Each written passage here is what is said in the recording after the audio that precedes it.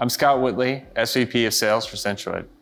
A lot of times our customers choose to go through a divestiture or split their company.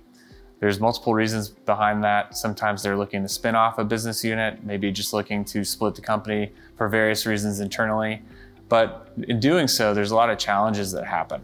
It's extremely complex. Sometimes you have certain sides that are getting brand new IT, maybe brand new teams. Maybe you're splitting resources half and half.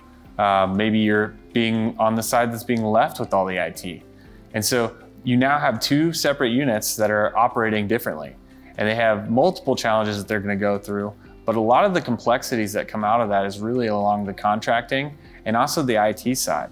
So we can help them in a multitude of ways. Now, when you go through the approach, it's really the first part is how do you split? Now, if you take a specific use case, let's talk about Oracle contracting, and you look at that, how do you go about taking an entity that was one and now going to be two?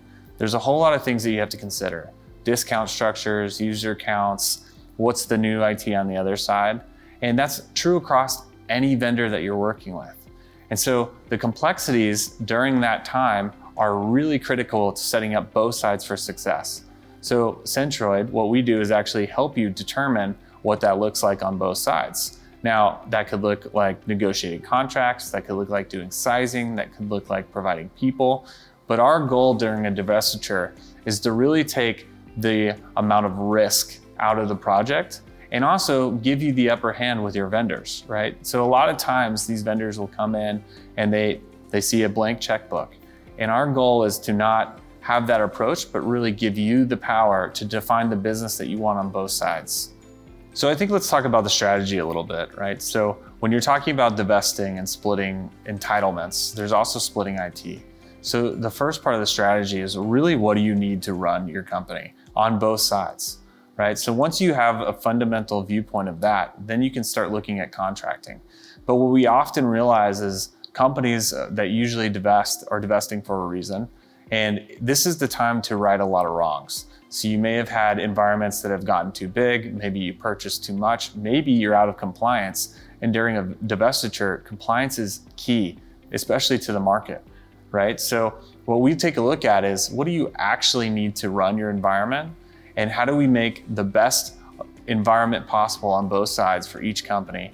And then we'll start working backwards towards the entitlements. And that may look like splitting, that may look like actually purchasing net new entitlements. It really depends, but our goal is to ensure that each company is going to come out successful on the top and not have a lot of tech debt that's built up during this time, because you can really get underwater. I think something that's important during this time is to really have a trusted advisor. So Centroid plays that role a lot in this. Not only do you have somebody that you can bounce things off internally, but you also have somebody that can speak to vendors on your behalf. One of the things that happens is that during a split, there are so many communications that are happening, so many conversations, that one wrong thing said to a vendor could result in millions of dollars of unnecessary fees. And so having somebody that you can bounce ideas off of and open up the environment to so that they can do an analysis and really tell you what your exposure is before you give all that data to a vendor is extremely important. What we want to do is, again, de-risk a situation that is already risky, that has already got a lot of complexity, and really drive simplification in the process to make sure that you have the ability to make the changes that you want.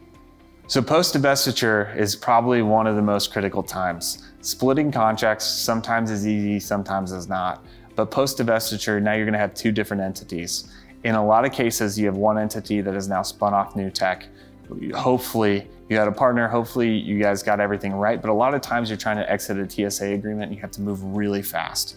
So in that case, there are often times that mistakes are made, maybe some things are not done best practice. So for that side, usually the SpinCo is when you want to go in and you want to actually make sure that that environment is set up for sustainability. That may mean re-architecting some things, unfortunately, but it's part of it, right? Or it may mean just saying, hey, how can we enhance and adapt some features that we didn't have time to do?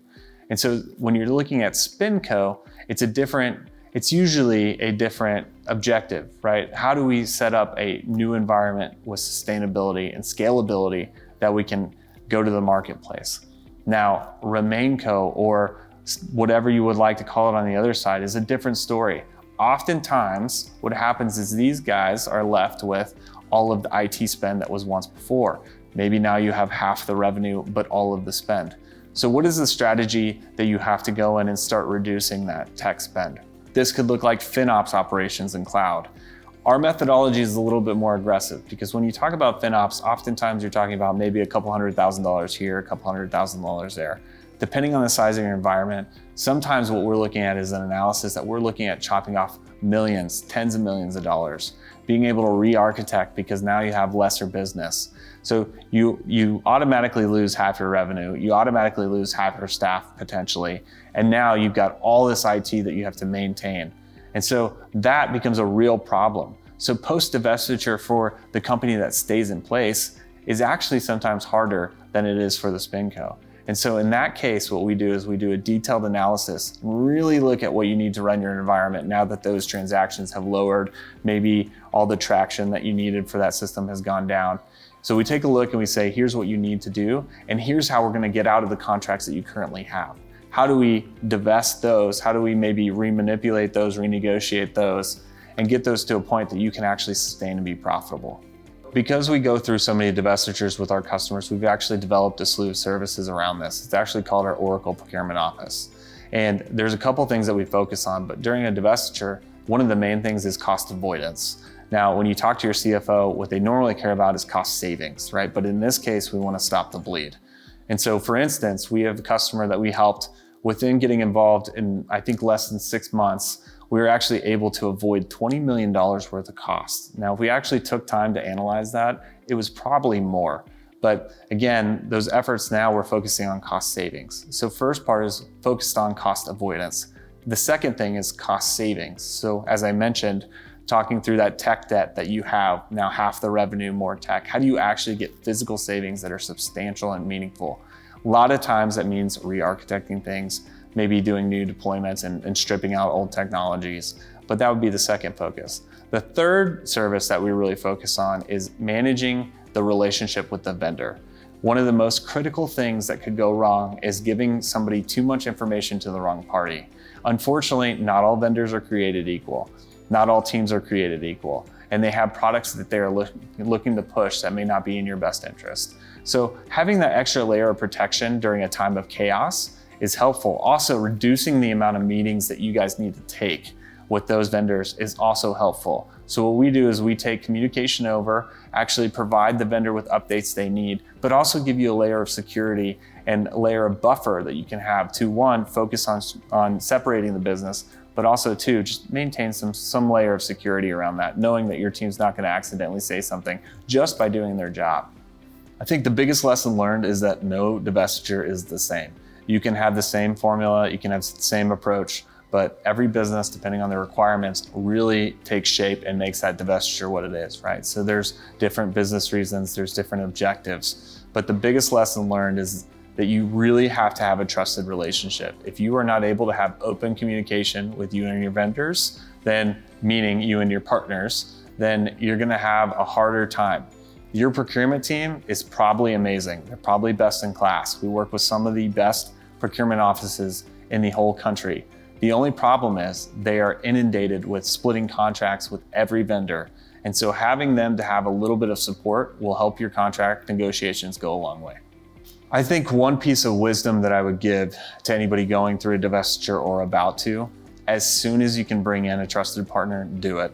The more time that you have, the better, because getting the analysis and doing everything possible on those contracts beforehand, that knowledge is going to get stripped away by teams splitting environments really quickly. TSAs have expirations and you have marching orders that you have to get out of those as fast as possible.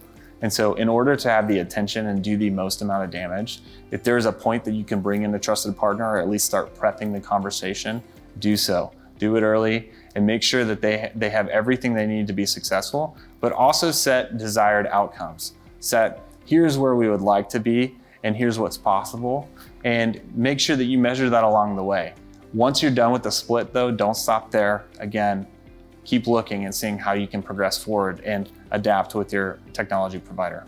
If you are looking for a partner to go through your divestiture with, I would encourage you to reach out to us. We can absolutely sit down with you and just talk about strategy. Even before you start sharing details, we can walk through success stories that we have, show you real results, and also just kind of formulate what's going on with your business, how we would attack it, and make sure that you feel comfortable. It's really important to have those conversations, and we are happy to come sit down with you face to face and have them as soon as you're ready.